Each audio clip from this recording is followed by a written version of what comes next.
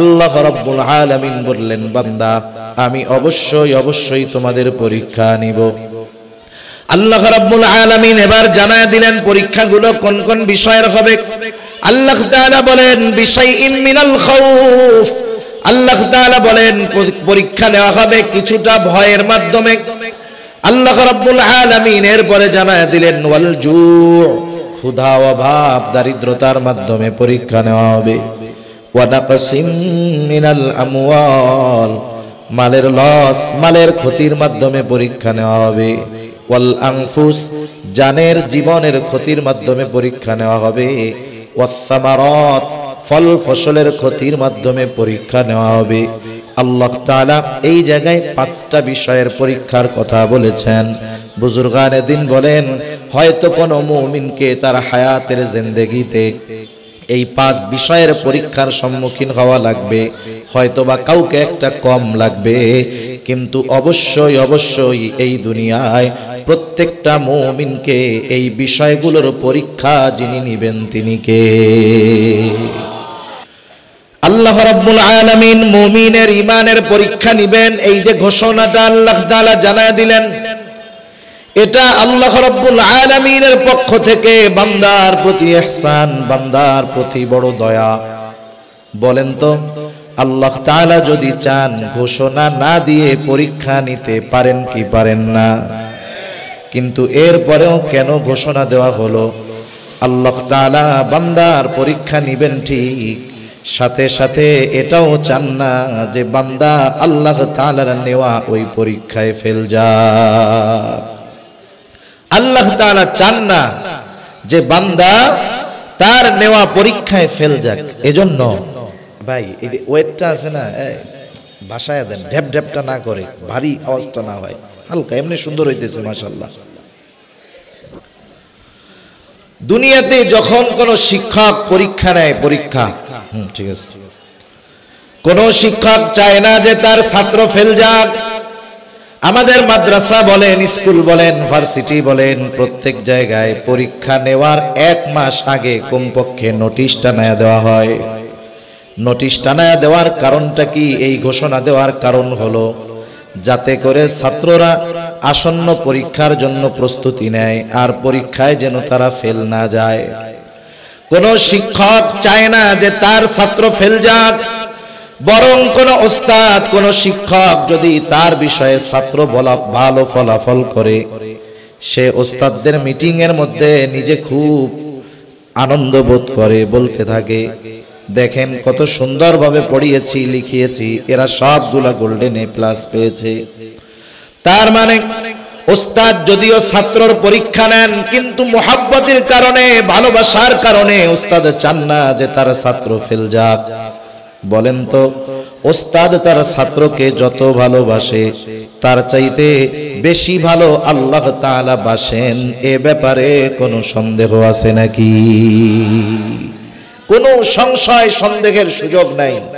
বান্দার প্রতি আল্লাহ তাআলার ভালোবাসা অনেক ভালোবাসা। এজন্য আল্লাহ তাআলা আগের থেকে ঘোষণা দিয়ে দিলেন যাতে বান্দা আমার নেওয়া পরীক্ষায় সে যথাযথভাবে পাশ করে, এজন্য যেন সে প্রস্তুতি নেয়। এবার যখন পরীক্ষার সময়টা একেবারে সন্নিকটে চলে আসে, ছাত্ররা যেই বিষয়ে যেই ওস্তাদ দক্ষ মাহের তার কাছে গিয়ে বলে, ওস্তাদ, শিক্ষক, স্যার, আপনি তো এই বিষয়ে পড়ান অনেক দিন, বইয়ের মধ্যে প্রশ্ন তো শত শত, সব প্রশ্নগুলোর উপরে তো আমাদের আয়ত্তে আনা সম্ভব নয়, আপনি একটু নির্দিষ্ট কিছু প্রশ্ন আমাদের দাগায়া দেন, যেই প্রশ্নগুলো আমরা যদি হল করি, আয়ত্তে আনি, তাহলে পরীক্ষার হলে আমরা ভালো ফলাফল করতে পারবো। এইবার ওস্তাদ কিছু প্রশ্ন দাগায়া দিয়া বলেন, তুমি যদি এই প্রশ্নগুলো যথাযথভাবে আয়ত্তে আনতে পারো, আশা করা যায় পরীক্ষার হলে এগুলোই আসবে। সাধারণ ভাষায় এটাকে বলা হয় সাজেশন। এইবার আল্লাহ রাব্বুল আলামিন শুধু পরীক্ষা নেওয়ার ঘোষণা দিয়েছেন এমনটা নয়, বরং কোন কোন বিষয়ের পরীক্ষা আল্লাহ তাআলা নিবেন সেই বিষয়গুলোও আল্লাহ তাআলা আমাদের জানায়া দিয়েছে।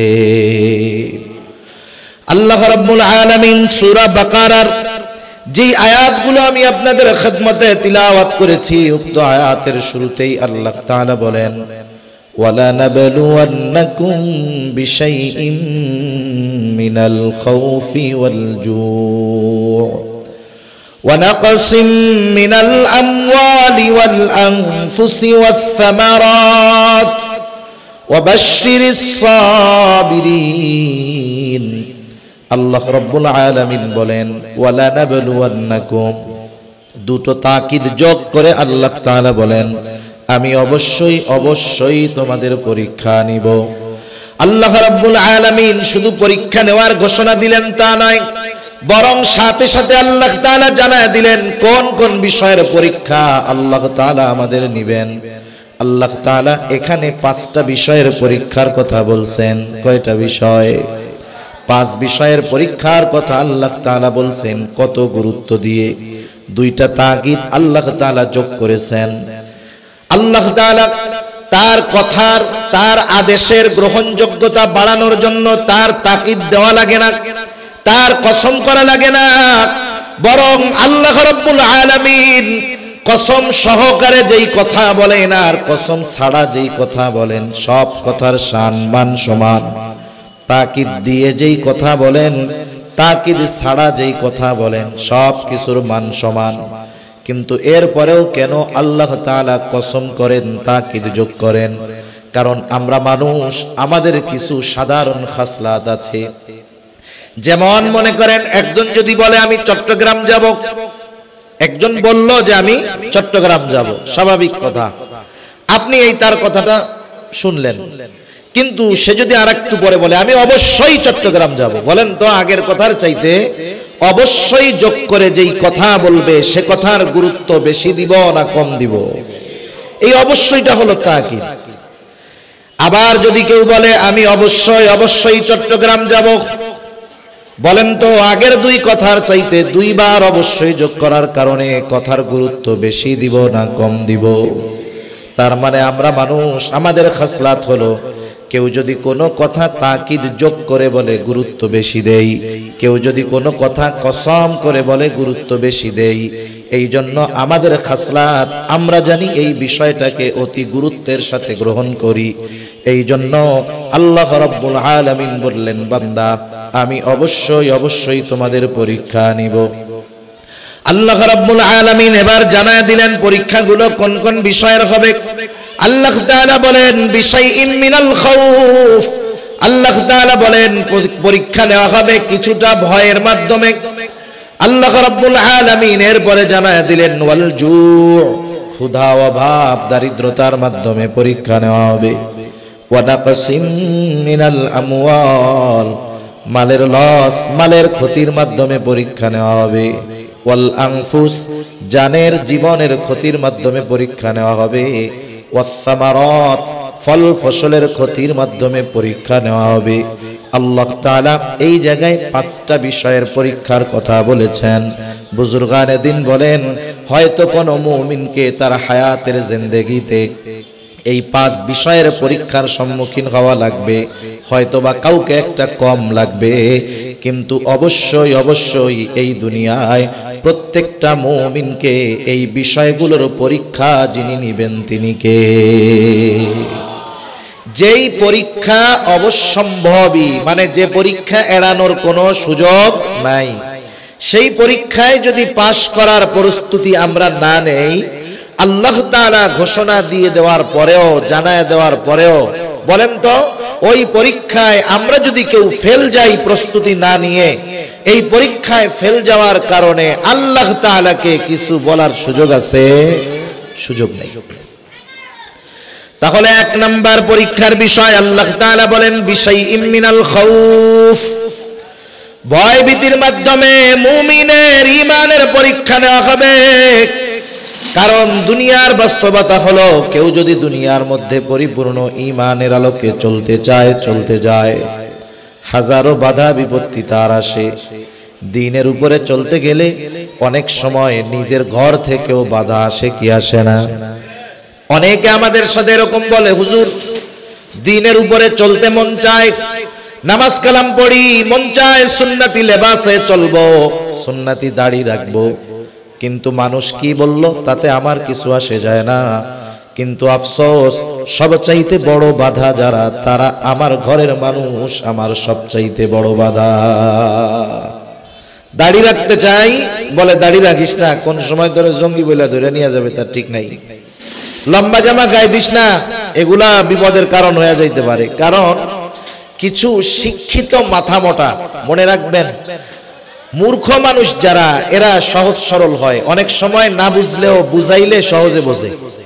কিন্তু যারা শিক্ষিত হয়ে মূর্খ হয়, এদেরকে দুনিয়ার কেউ সহজে বুঝাইতে পারে না, ঠিক কিনা বলেন? এজন্য আমাদের দেশে আমাদের মাথার উপরে বুদ্ধিজীবী নামের কিছু শিক্ষিত শয়তান বসে আছে। এরা মানুষদের কাছে মিডিয়ার মাধ্যমে ঘরে ঘরে কানে কানে খবর পৌঁছায়া দেয় যে শোনো, জঙ্গিবাদের আলামত কি জানো? যখন দেখবা তোমার ঘরের ছেলেটা নামাজ পড়তো না, নামাজ শুরু করে দিছে। আগে একাকি চলতো, এখন দাড়ি টুপিওয়ালাদের সাথে চলে। আগে টাকনুর নিচে প্যান্ট পরতো, এখন টাকনুর উপরে প্যান্ট পরে। আগে সালাম কালাম দিত না, এখন সালাম কালাম দেয়। আগে সুবহানাল্লাহ আলহামদুলিল্লাহ ইনশাআল্লাহ বলতো না, এখন বলে। তাইলে বুঝবা ও জঙ্গিবাদের দিকে ধাবিত হচ্ছে। নাউযুবিল্লাহ।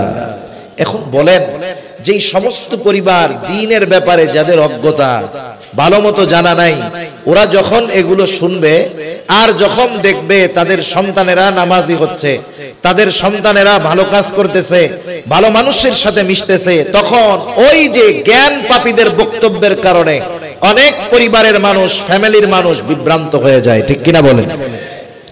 সেজন্য দ্বীনের উপরে চলতে গেলে সবচাইতে বড় বাধা নিজের পরিবার থেকেও আসে। বলতেছে হুজুর দাড়ি রাখতে চাই, বলে রাখিস না। ও বলে আমি রাখবো, বলে আমার পরিবার থেকে বলতেছে তুই রাখবি, তাতে কি হবে? রাতে যখন ঘুমাবি তোর দাড়ি কেটে দিই। একটু চিন্তা করে দেখেন, পরিবার থেকে দ্বীনের উপরে চলতে সবচাইতে বড় বাধা, বড় ভয় তার জন্য পরিবার। আবার এ দুনিয়াতে পরিপূর্ণ ঈমানের দাবি অনুযায়ী চলতে গেলে হাজারো বাধা বিপত্তি আসতে পারে, হাজারো পরীক্ষার সম্মুখীন হওয়া লাগতে পারে। পরীক্ষা যত কঠোর হোক না কেন, মুমিন যদি এই ঈমানের পরীক্ষায় উত্তীর্ণ হতে পারে, চূড়ান্ত বিজয় মুমিনেরই হয়। আর যদি ওই পরীক্ষা দিতে গিয়ে জীবনও চলে যায়, তার শাহাদাতের দরওয়াজা নসিব হয়ে যায়। এজন্য ঈমানের কারণে যদি আমাদের কোনো পরীক্ষার সম্মুখীন হতে হয়, আমরা কখনো হতাশ হব না, ওই পরীক্ষার উপরে আমরা অটল থাকবো। সাহাবায়ে কেরামের জীবনী থেকে অনেক ঘটনা শোনানো যাবে আপনাদের। ছোট্ট একটা ঘটনার অংশ শোনাই ইতিহাস থেকে। রাসূল আকরাম সাল্লাল্লাহু আলাইহি ওয়াসাল্লামের সাহাবী আব্দুল্লাহ ইবনে খুযাফা রাদিয়াল্লাহু তাআলা আন, খলিফাতুল মুসলিমিন হযরত ওমর রাদিয়াল্লাহু তাআলা আনহুর সময় রোমদের সাথে মুসলমানদের যখন প্রথমবার সরাসরি যুদ্ধ হয়, এর আগে তাবুক যুদ্ধের সময় মুসলমান এবং খ্রিস্টানদের মধ্যে যুদ্ধের কথা ছিল, কিন্তু আল্লাহ তাআলা নবীজি সাল্লাল্লাহু আলাইহি ওয়াসাল্লামের ভয় কাফেরদের অন্তরের মধ্যে আগের থেকেই আল্লাহ তাআলা ঢুকায় দিলেন, যার কারণে বিনা যুদ্ধে মুসলমানেরা জয়ী হলো, কাফেরেরা পালায় গেল। সর্বপ্রথম হযরত ওমর রাদিয়াল্লাহু তাআলা আনহুর সময় সরাসরি যুদ্ধ হয়। রোম সম্রাটের নির্দেশ ছিল, মুসলমানদের কিছু জীবিত সৈন্য আমার কাছে ধরে আনবা, কারণ তিনি শুনেছেন মুসলমানরা অস্ত্র শক্তি সামরাস্ত্রের জোরে অন্যান্য শত্রুর বিরুদ্ধে জয় পাইত না, বরং মুসলমানদের জয়ের মূল কারণ ছিল তাদের ঈমান।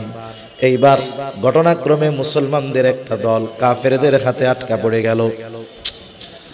মুসলমানদের একটা দল কাফেরদের হাতে আটকা পড়ে গেল। বাদশার নির্দেশ, আটককৃত মুসলমান সৈন্যদেরকে পাঠায় দেওয়া হলো বাদশার দরবারে। বাদশার কাছে খবর দেওয়া হলো, বাদশা নামদার, মুসলমানদের একটা দল আমাদের হাতে আটক, আপনি আদেশ করলেই তাকে আপনার সামনে হাজির করা হবে। বাদশা আদেশ করলেন, পরের দিন সকাল বেলায় দরবারে হাজির করবা। বাদশার আদেশ, পরের দিন সকালে বাদশার দরবারে আটককৃত মুসলিম সৈন্যদেরকে হাজির করা হলো। বাদশার সামনে তারা উপস্থিত। বাদশা তাদের দিকে তাকায়া জিজ্ঞাসা করে, তোমাদের এই কাফেলার আমির কে? তোমাদের এই কাফেলার সরদার কে? এইবার একজন যুবক দাঁড়ায় বলে, আমি হলাম এই কাফেলার আমির। নাম কি তোমার?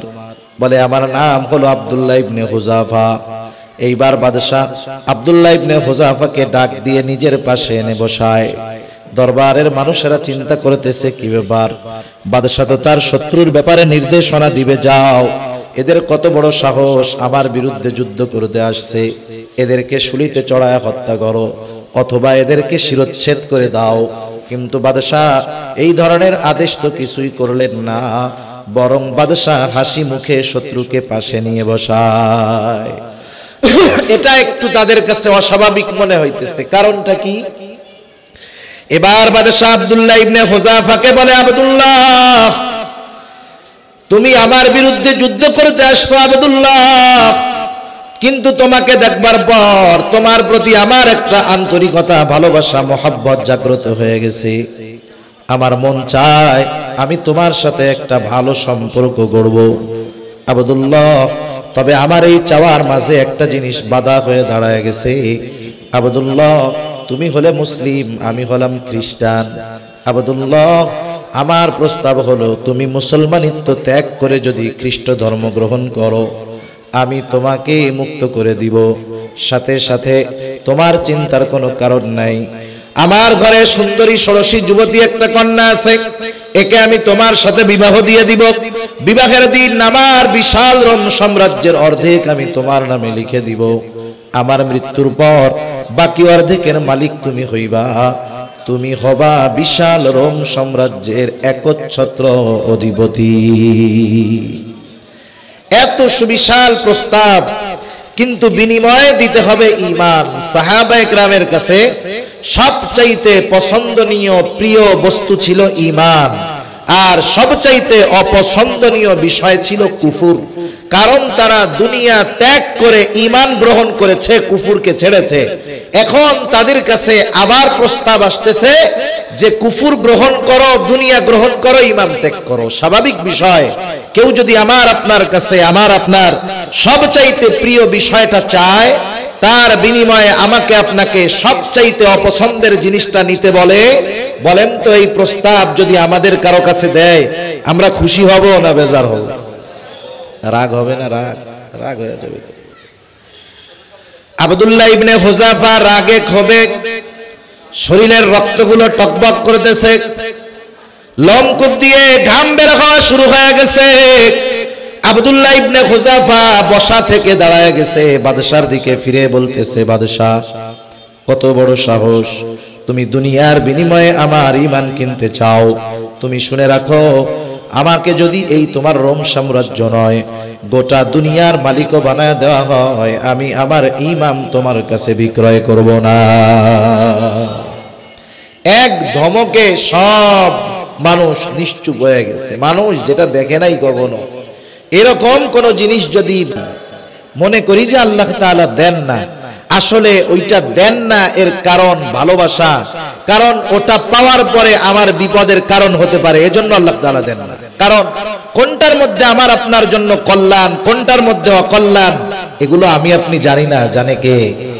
বান্দা যখন দোয়া করে আল্লাহ তাআলার কাছে, কোনো কিছু যখন চায়, তার চাওয়ার মধ্যে যদি কোনো ত্রুটি বিচ্যুতি না থাকে, সে যদি তাড়াহুড়ো না করে, হারাম খাবার না খায়, অন্যের হক নষ্ট না করে, এক কথায় দোয়া কবুলের সব শর্তগুলো যদি ঠিক থাকে, তাহলে তার দোয়া আল্লাহ ফিরাইয়া দেন না, দোয়া কবুল করেন। কিন্তু দোয়ার মাধ্যমে যা চায় হয়তো নগদে দেন, না হয় বিলম্বে দেন, না হয় পরকালে দিবেন। কোন দোয়া আল্লাহ তাআলা বিফলে দেন না। যেমন অনেক সময় জীবনের অনেক সময় আমরা দোয়া করি, এটা সাথে সাথে কবুল হয়, কিন্তু আমরা বুঝি না। মনে করেন গভীর রাত, আপনার বাচ্চা অসুস্থ, মা অসুস্থ, আপনি রাত ৩টা-৪টার সময় স্বাভাবিক এলাকায় কোনো গাড়ি টাড়ি পাবেন না, এটা স্বাভাবিক বিষয়। বাচ্চাকে, মাকে, বাবাকে হসপিটালে নিতে হবে। আপনি যখন উপর থেকে নিচে নামবেন, কি চিন্তা করবেন বলেন তো? এরে একটা গাড়ির দরকার। এই যে বলতেছেন, হয়তো হাত উঁচা করতেছেন, হাত উঁচা করা মানে এই যে দোয়া, তা তো না। এটা দোয়ার একটা চূড়ান্ত বিনয় হলো হাত উঁচা করা। কিন্তু আপনি আমি যখন নামতেছি, আর কি চিন্তা করতেছি, এখন আমার একটা গাড়ি দরকার, একটা ইজি বাইক দরকার, একটা মাইক্রো দরকার, একটা অ্যাম্বুলেন্স দরকার। আপনি উপর থেকে নামতেছেন এই চিন্তা করে করে, মনে মনে কিন্তু বলতেছেন আল্লাহ ব্যবস্থা করে দাও। নিচে নামার সাথে সাথে অনেক সময় দেখি যে এই সময় এই জায়গায় এই স্থানে গাড়ি থাকার প্রশ্নই ছিল না, কিন্তু ওইটা কেমন জানি আমার জন্য অপেক্ষা করতেছে। হয় কি হয় না? আরে কত মানুষের দোয়া কবুল হয়। মনে করেন এই গলির মধ্যে দিয়ে যাচ্ছে একজন, এক দোকানদারের কাছ থেকে বাকি নিতে নিতে অবস্থা খারাপ, বাকির টাকা পয়সা আর দেয় না। এবার বলেন তো ওই লোক যখন এদিক দিয়ে যাবে আর ওই পাওনাদার দোকানদার যখন সামনের দিক দিয়ে আসবে, ওর অবস্থা কি হবে গন্ত?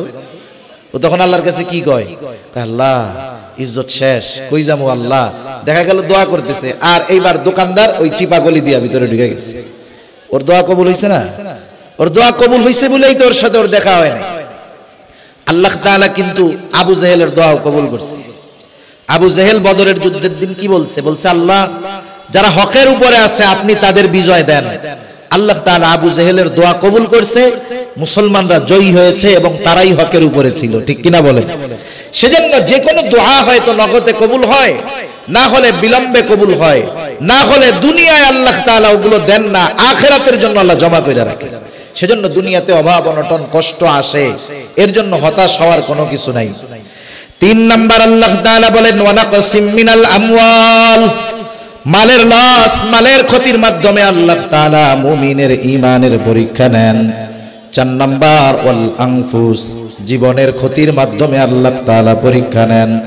জীবনের ক্ষতিটা দুই ভাবে হয়, একটা হলো নিজের জানের ক্ষতির মাধ্যমে, আরেকটা হলো আপনজন প্রিয়জনের জানের ক্ষতির মাধ্যমে আল্লাহ পরীক্ষা নেন।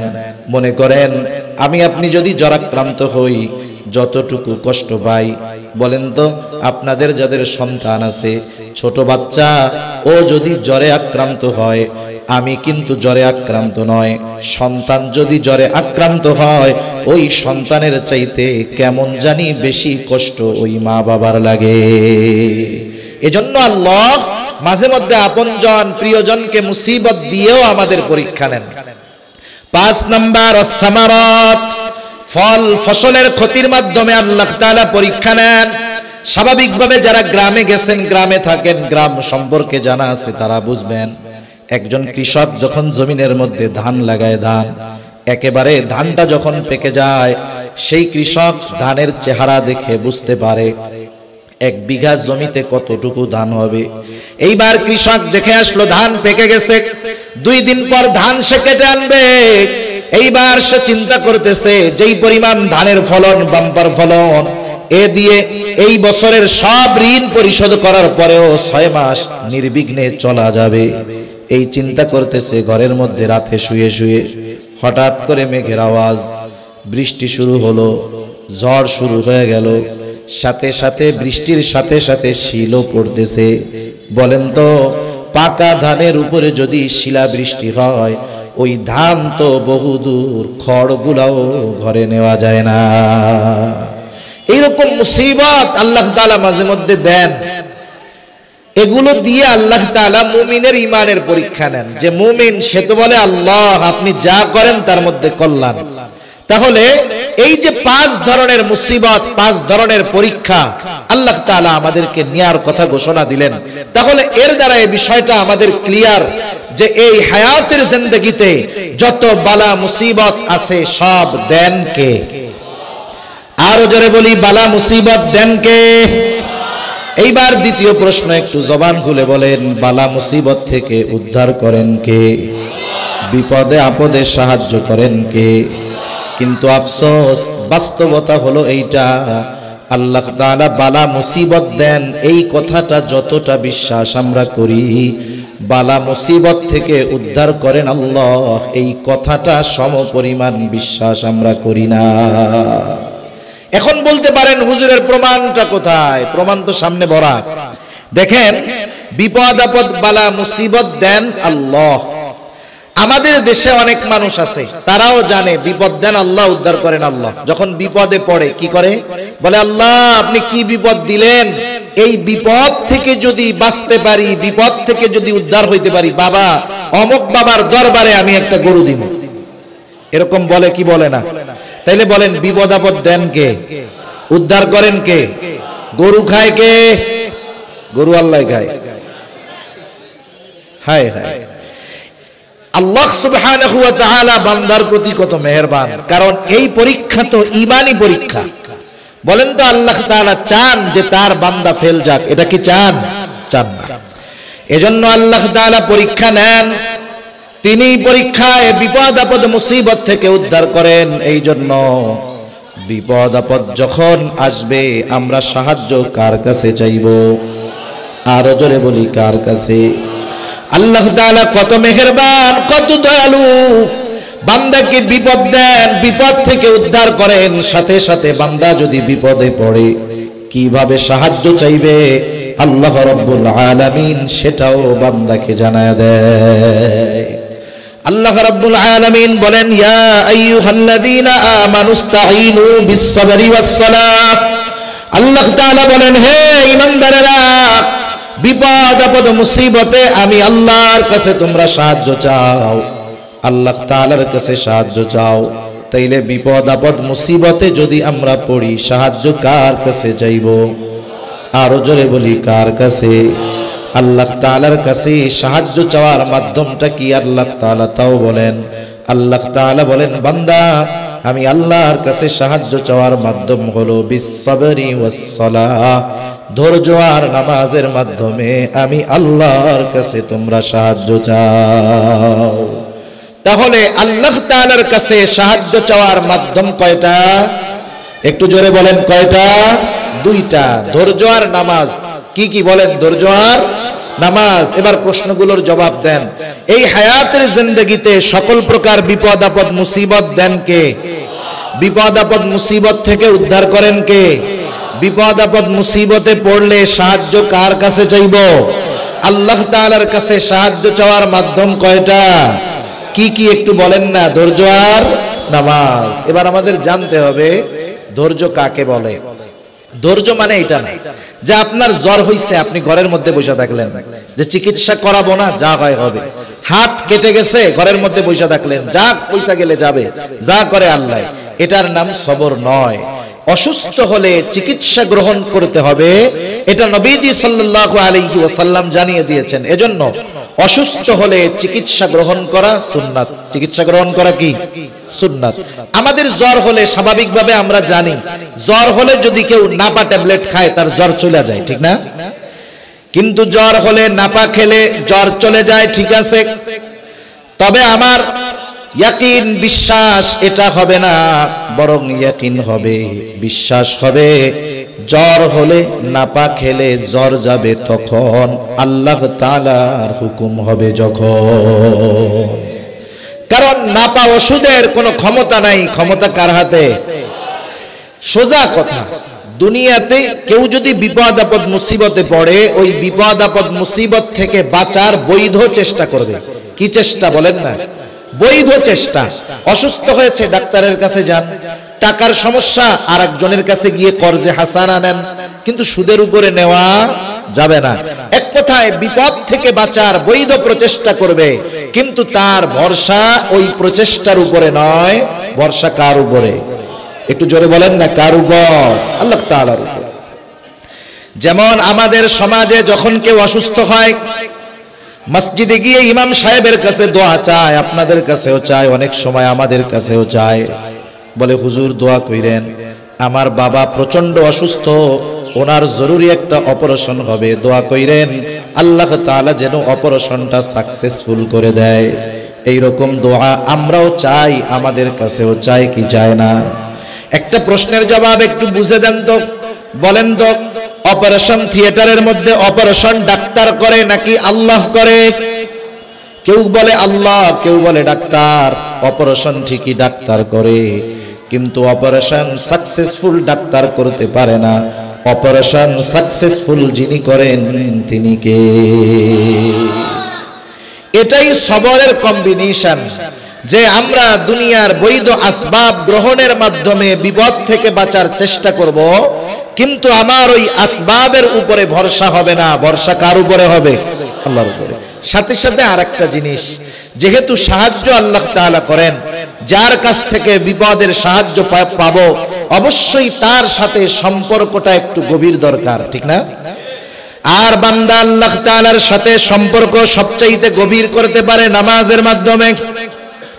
কারণ নামাজের মাধ্যমে বান্দা আল্লাহ তাআলার নৈকট্য অর্জন করতে সক্ষম হয়। বান্দা যখন তাকবীরে তাহরিমার মাধ্যমে নামাজের মধ্যে প্রবেশ করে, দুনিয়ার অনেক ভালো কাজ, বৈধ কাজ তার জন্য সাময়িক সময়ের জন্য নিষিদ্ধ হয়ে যায়, কারণ বান্দা ওই সময় আল্লাহ তাআলার সাথে কথোপকথনে লিপ্ত থাকে। বান্দা নামাজে দাঁড়ায় গেছে, সূরা ফাতিহা তিলাওয়াত করে, হাদিসের মধ্যে আসছে বান্দা প্রত্যেকটা আয়াত তিলাওয়াত করে, আর তিলাওয়াতকৃত আয়াতের জবাব আল্লাহ তাআলা দিয়ে দেয়। শুধু তাই না, বান্দা রুকু করলো, সিজদায় গেল, আল্লাহ তাআলা বলেন ওয়াসজুদ ওয়াকতারিব, তোমরা সিজদা করো আর আল্লাহর নৈকট্য অর্জন করো। তার মানে বান্দা নামাজের মাধ্যমে আল্লাহ তাআলার সবচাইতে নৈকট্য অর্জনে সক্ষম হয়। আল্লাহ তাআলা এই কথাই জানায় দিলেন, বান্দা ও মুমিন, বিপদ আপদ মুসিবতে পড়লে আমি আল্লাহ তাআলার কাছে ধৈর্য আর নামাজের মাধ্যমে সাহায্য চাও। যেই মুমিন বিপদ আপদ মুসিবতে পতিত হবার পর ধৈর্য আর নামাজের মাধ্যমে আল্লাহ তাআলার কাছে সাহায্য চায়, সে তখন সাধারণ মুমিন থাকে না। আল্লাহ তাআলা জানায় দেন সে তখন সবের মুমিন হয়ে যায়। এই জন্য আয়াতের শেষাংশেই আল্লাহ তাআলা বলেন ইন্নাল্লাহা মা'আস সাবিরিন, নিশ্চয় আল্লাহ ধৈর্যশীলদের সাথে আছেন। আমরা যদি ধৈর্যশীল হতে চাই, বিপদ আপদ মুসিবতে আল্লাহ তাআলার কাছে ধৈর্য আর নামাজের মাধ্যমে আমরা সাহায্য চাইব। এবার আসেন মূল আয়াতের দিকে যাই আমরা। আল্লাহ তাআলা বললেন, বান্দা আমি অবশ্যই অবশ্যই তোমাদের পরীক্ষা নিব। 5টা বিষয়ের কথা আল্লাহ তাআলা বলছেন। পরীক্ষা হবে ভয়ভীতির মাধ্যমে, পরীক্ষা নেওয়া হবে অভাবের মাধ্যমে, পরীক্ষা নেওয়া হবে মালের ক্ষতির মাধ্যমে, পরীক্ষা নেওয়া হবে জানের ক্ষতির মাধ্যমে, পরীক্ষা নেওয়া হবে ফল ফসলের ক্ষতির মাধ্যমে। ওই পরীক্ষা যখন আসবে কি করতে হবে ওই পদ্ধতি আল্লাহ তাআলা জানায়া দিলেন। যেই মানুষেরা ওই পদ্ধতি অবলম্বন করবে পরীক্ষার সময়, তারা তো সওয়াবের বান্দা, ঠিক কিনা বলেন? আর যারা সওয়াবের বান্দা তাদের সাথে আছেন কে? শুধু তাই নয়, আল্লাহ রাব্বুল আলামিন এরপরে জানায় দেন যারা পরীক্ষায় পাস, বাশশিরিস সাবিরিন, আপনি তাদেরকে সুসংবাদ জানায় দেন, তথা আপনি তাদেরকে জান্নাতের সুসংবাদ জানায় দেন। প্রত্যেকটা জিনিসের প্রাথমিক একটা আলামত আছে। সবের মুমিনের প্রাথমিক আলামত কি? সবের মুমিনের প্রাথমিক আলামত হলো আল্লাহ তাআলা বলেন বাশশিরিস সাবিরিন আল্লাযীনা ইযা আসাবাতহুম মুসিবাহ ক্বালু ইন্না লিল্লাহি ওয়া ইন্না ইলাইহি রাজিউন। আল্লাহ রাব্বুল আলামিন বলেন আপনি সুসংবাদ জানায় দেন তাদের, কাদের? ওই সমস্ত ধৈর্যশীল বান্দাদের।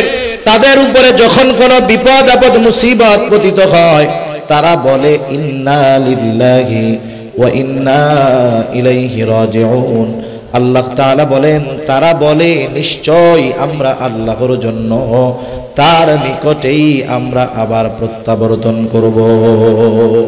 তাহলে সবের মুমিনের অন্যতম আলামত বিপদ আপদ মুসিবতে সে ইন্না লিল্লাহ এই দোয়া পাঠ করে। অনেক জায়গায় মানুষ জানে না। এক জায়গায় গিয়ে জিজ্ঞাসা করছি ইন্না লিল্লাহি ওয়া ইন্না ইলাইহি রাজিউন কিসের দোয়া? কয় মানুষ মরার দোয়া। এটা শুধু মানুষ মরার দোয়া নয়, এই দোয়াটা ছোটখাটো সব ধরনের বিপদ আপদে পড়ার শিক্ষাই আল্লাহ তাআলা আমাদেরকে দিয়েছেন। জুতা হারায় গেছে ইন্না লিল্লাহ, ঘড়ি পাওয়া যাচ্ছে না ইন্না লিল্লাহ, একটু ধাক্কা লাগছে ইন্না লিল্লাহ। এটা মুমিনের জবানে অটোমেটিক হয়ে যাবে। সামান্য থেকে সামান্যতর কষ্ট লাগলে তার জবান দিয়ে বের হবে ইন্না লিল্লাহি ওয়া ইন্না ইলাইহি রাজিউন। এই আয়াতের তাফসিরে সহিহ মুসলিমের একটা হাদিস আসছে, নবীজি সুন্দর একটা দোয়া শিখিয়ে দিয়েছেন। হযরত উম্মে সালামা রাদিয়াল্লাহু তাআলা আনহা থেকে বর্ণিত হাদিস। তিনি বলতেছেন যে আমি নবীজি সাল্লাল্লাহু আলাইহি ওয়াসাল্লামের সাথে বিবাহের পূর্বে আমার স্বামী ছিল আবু সালামা। আবু সালামা ছিলেন মদিনায় হিজরতকারীদের মধ্যে প্রথম। আমিও তার সাথে মদিনায় হিজরত করলাম। আমাদের দুজনের সংসার খুব ভালো চলতেছে। আমরা দুইজন মদিনায়, আমাদের আপনজন আর কেউ নাই, সাথে আমাদের একটা বাচ্চা আছে। রাসূল আকরাম সাল্লাল্লাহু আলাইহি ওয়াসাল্লামের দরবারে আবু সালামা প্রতিদিন যাইত। ঘরের কাজবাজ আমি সামাল দিতাম, আর বাহিরে গিয়ে রুজি উপার্জনের কাজে ব্যস্ত আবু সালামা নবীজির দরবারে কিছু সময় দিয়ে বাসায় ফিরে আসতো।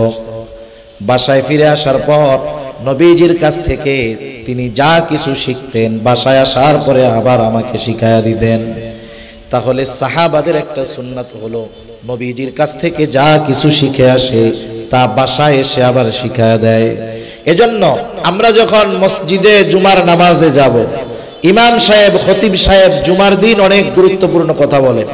স্বাভাবিক ওয়াজ মাহফিলে যে কথা হয়, জুমআর মসজিদে একজন খতিব তার চাইতে বেশি গুরুত্বপূর্ণ কথা বলেন। কারণ খতিবের কথার ভেতরে ওই সমাজের অসঙ্গতিগুলো থাকে, ওই সমাজের যেই বিষয়গুলা মন্দ আছে উনি ওই বিষয়গুলো তুলে ধরে ভালো বিষয়গুলো মানুষদের সামনে জানান। সেজন্য জুমার দিনের আলোচনাটা খুব গুরুত্বপূর্ণ হয়। আমাদের দায়িত্ব কি? আমরা যখন মসজিদে থাকি, আমাদের মা, আমাদের বোনেরা, স্ত্রীগণ তারা হয়তো রান্নার কাজে ব্যস্ত থাকে। আমরা জুমার দিন মসজিদে যাই, গুরুত্বপূর্ণ যেই কথাগুলো হবে মনে রেখে, স্মরণ রেখে, প্রয়োজনে লিখে এনে আমাদের দায়িত্ব হলো বাসায় এসে বাসার মানুষদের কাছে কথাগুলো বলে দেওয়া। কারণ মাইকের আওয়াজ থাকলেও অনেক সময় কাজের কারণে এই কথাগুলো শ্রবণ করার সুযোগ তাদের থাকে না। এটা সাহাবাদের একটা আমল। উম্মে সালামা রাদিয়াল্লাহু তাআলা আনহা বলেন, প্রতিদিনকার ন্যায় আবু সালামা আজকেও বাসায় যখন ফিরে আসলো, আজকে তার চেহারাটা একটু উজ্জ্বল উজ্জ্বল হাসি হাসি দেখা যায়। আমি জিজ্ঞাসা করলাম, ও আবু সালামা, কি ব্যাপার, তোমার চেহারাটা আজকে এত হাস্য উজ্জ্বল দেখা যায় কেন? এইবার আবু সালামা আমার প্রশ্নের জবাবে বলল, শোনো উম্মে সালামা, নবীজি আজকে আমাদেরকে এমন একটা দোয়া শিখাইয়া দিয়েছেন, বিপদ আপদ মুসিবতে যদি কেউ ওই দোয়াটা পাঠ করে, আল্লাহ রব্বুল আলামিন সে বিপদের মাধ্যমে যা হারাবে তার চাইতে উত্তমটা আল্লাহ তাআলা তাকে ফিরাইয়া দিবে। রাসূলুল্লাহ সাল্লাল্লাহু আলাইহি ওয়াসাল্লামের শেখানো দোয়াটা উনি শিখে রাখলেন। কিছুদিন পর উহুদের যুদ্ধের দামামা বেজে গেল। সবার সাথে আবু সালামা যুদ্ধের ময়দানে চলে গেল। দুইটা মত পাওয়া যায়, একটা হলো উহুদের ময়দানে উনি শাহাদাত বরণ করলেন, আর একটা হলো প্রথমে প্রচন্ড রকমের আহত হলেন, এরপরে দুনিয়া থেকে চলে গেলেন। উম্মে সালামা বলেন, আমি একদিন ঘরের কাজ করতেছিলাম, হঠাৎ করে একটা লোক দৌড় দিয়ে আমার কাছে এসে বলে, ও উম্মে সালামা, দুঃসংবাদ নাও, তোমার স্বামী আবু সালামা আর দুনিয়ায় নাই। বলেন তো, আমাদের দেশে যদি এই রকম কোন বোনের অবস্থা হয় যে তার স্বামী আর সন্তান, ওইখানে আপনজন আর কেউ নাই, এখন যদি তার কাছে তার স্বামীর মৃত্যুর খবর আসে, সে তো টেনশনের ঠেলায় ইন্না লিল্লাহ পড়তেই ভুলে যাবে, ঠিক না? বরং আল্লাহর দোষারোপ করা শুরু করবে, ও আল্লাহ কি করলেন? আপনি কি আর কারো স্বামী দেখেন নাই? এই নাবালক বাচ্চাটার প্রতি কি আপনার একটু মায়া হয় নাই? কি করলেন আল্লাহ, কি করলেন? আশেপাশের মানুষ তো তারে নিয়েই অস্থির, ইন্না লিল্লাহ পড়ার টাইম কোথায়? উম্মে সালামা রাদিয়াল্লাহু তাআলা আনহা কি করলেন? আবু সালামার মৃত্যুর খবর যখন তার কাছে এসে পৌঁছালো, তিনি সাথে সাথে নবীজির কাছ থেকে যেই দোয়াটা আবু সালামা ওনাকে শিখায় দিয়েছেন সেই দোয়াটা বললেন। তিনি বললেন, ইন্না লিল্লাহি ওয়া ইন্না ইলাইহি রাজিউন। সাথে সাথে নবীজি আরেকটু বাড়ায় শিখায় দিয়েছেন, দোয়াটা হলো, আল্লাহুম্মা আজুরনি ফি মুসিবাতি ওয়া আখলিফ লি খায়রাম মিনহা। নবীজি সাল্লাল্লাহু আলাইহি ওয়াসাল্লাম বলেন, তোমরা যখন কেউ বিপদ আপদ মুসিবতে পড়বা, সে তোমরা বলবা, সে যেন বলে ইন্না লিল্লাহি ওয়া ইন্না ইলাইহি রাজিউন। সাথে সাথে সে যেন বলে, আল্লাহুম্মা আজুরনি ফি মুসিবাতি ওয়া আখলিফ লি খায়রাম মিনহা। অর্থাৎ, আল্লাহ, আমি যেই বিপদে পড়েছি এই বিপদের প্রতিদান আমাকে দেন। শুধু তাই না, বিপদের মাধ্যমে যা হারিয়েছি তার চাইতে উত্তমটা আমাকে ফিরায় দেন। নবীজি বলেন, যে বিপদ আপদ মুসিবতের পরে এই দোয়ার উপরে আমল করবে, মুসিবতের মাধ্যমে সে যা হারাবে তার চাইতে উত্তমটা তাকে যিনি ফিরায়া দিবেন তিনি কে? উম্মে সালামা রাদিয়াল্লাহু তাআলা আনহা এই দোয়াটা পড়লেন ইয়াকিন নিয়ে, বিশ্বাস নিয়ে। উনি বলেন, আমার ইদ্দত শেষ হওয়ার পর অনেকে আমাকে বিবাহের প্রস্তাব দেয়, যারা প্রস্তাব দিয়েছে সবাই ভালো, কিন্তু কাউকে আমার আবু সালামার চাইতে ভালো মনে হয় নাই। কারণ আমি তো আল্লাহ তাআলার কাছে আবু সালামার চাইতে উত্তম স্বামী চেয়েছি। অপেক্ষা করতেছি, দিন যায় আমার কষ্টের অবস্থাটা আরো বেড়ে গেল। হঠাৎ একদিন একটা লোক আমার কাছে এসে নবীজির পক্ষ থেকে বিবাহের প্রস্তাব দিল। আমি তাকে বললাম যে আমার তো কয়েকটা অসুবিধা আছে। এক নাম্বার, আমি প্রচন্ড রকমের জেদি, আমার রাগ বেশি, হতে পারে আমার এই রাগ নবীজির জন্য কষ্টের কারণ হয়ে যাবে। দুই নাম্বার, আমার তো বয়স অনেক হয়ে গেছে। তিন নাম্বার, আমার একটা সন্তান আছে, বিবাহের পরে কি হবে? এইবার ওই সাহাবী গিয়ে নবীজির কাছে এই কথাগুলো জানাইলো। নবীজি জানায় দিল, কোনো অসুবিধা নাই, আমি আল্লাহ তাআলার কাছে দোয়া করব, আল্লাহ তাআলা উম্মে সালামার রাগকে স্বাভাবিক করে দিবে। দোয়া করব আল্লাহ তাআলা তার সন্তানের জন্য উত্তম ব্যবস্থা করে দিবে। শুধু তাই না, আমার বয়স তো কম হয় নাই। এবার নবীজির সাথে উম্মে সালামা রাদিয়াল্লাহু তাআলা আনহার বিবাহ হয়ে গেল। উম্মে সালামা রাদিয়াল্লাহু তাআলা আনহা বলেন, আমার স্বামী আবু সালামার মৃত্যুর পর আমার দৃঢ় বিশ্বাস ছিল আল্লাহ তাআলা স্বামী হিসাবে আমাকে আবু সালামার চাইতে উত্তম স্বামী দিবে। কিন্তু আমার স্বামী যে মুহাম্মদুর রাসূলুল্লাহ সাল্লাল্লাহু আলাইহি ওয়াসাল্লাম হবে, এটা আমি কখনো কল্পনা করি নাই। তার মানে আমার দোয়া আল্লাহ কবুল করেছে। স্বামী আবু সালামাকে হারিয়েছি, তার চাইতে উত্তম স্বামী আল্লাহ তাআলা আমাকে দিয়েছে। তাহলে লম্বা আলোচনার মনে রাখার হয়তো সুযোগ হবে না, শুধু এতটুকু বিষয় আমরা মনে রাখবো, সকল বিপদ আপদ দেন কে? আরো জোরে কে? বিপদ আপদ থেকে উদ্ধার করেন কে? বিপদ আপদে পড়লে সাহায্য কার কাছে চাইব? আল্লাহর কাছে সাহায্য চাওয়ার মাধ্যম কয়টা? আরো জোরে কয়টা? কি কি একটু বলেন না? ধৈর্য আর নামাজ। আর বিপদে পড়ার সাথে সাথে যখন বিপদের খবর আসবে, মুসিবতে পড়ব, নবীজির শিখায়া দেওয়া এই দোয়াটা পড়ব, যেই দোয়ার এক অংশ শিখিয়েছেন আল্লাহ, আর এক অংশ শিখিয়েছেন মুহাম্মাদুর রাসূলুল্লাহ।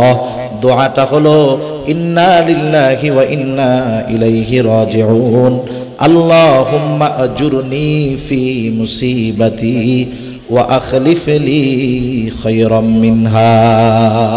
এই দোয়াটা আমরা শিখব, মুসিবতে পড়লে আমল করব, এবং বিপদ আপদ মুসিবত আসলে কোরআন সুন্নাহর আলোকে যে কথাগুলো আমরা বললাম এই অনুযায়ী আমরা আমল করব।